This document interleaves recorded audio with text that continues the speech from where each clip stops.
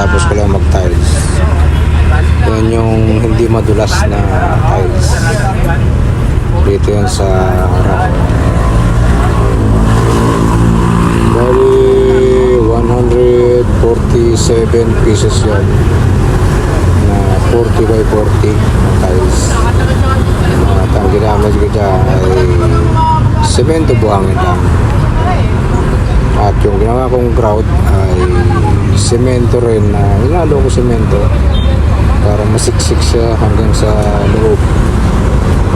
So hindi yan basta-basta mababakbak kasi ceramic tiles yan. Hindi yan basta-basta angat. At ito yung kinabit kong pinto na yari na, kaya lang hindi ko nire-recommend yan kasi pangit ang mura nga pero pangit. Bali walang laman ang loob yan. Pang ano lang to, pang kwarto ika nga.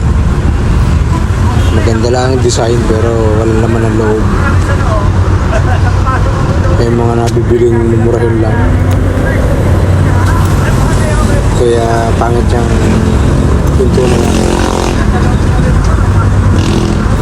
Kaso ikinabit dito sa main door dahil meron naman daw grills. Kaya ito yung pinto ng kwarto. Maigi pa to, makapal yung plywood. Ito yung kwarto. Bali na naka-aircon yan. At hilamos lang naman yung pintura nito. Dahil nagapura na yung mayari at mayroon na raw uupa. Waiting na yung uupa. Paupahan kasi ito. Bali isang unit din yan.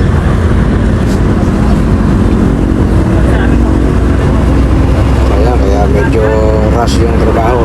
Okay lang daw yan, sabi ng mayari. Kaya basta matapos dahil murado na rin yung uupa. Okay lang.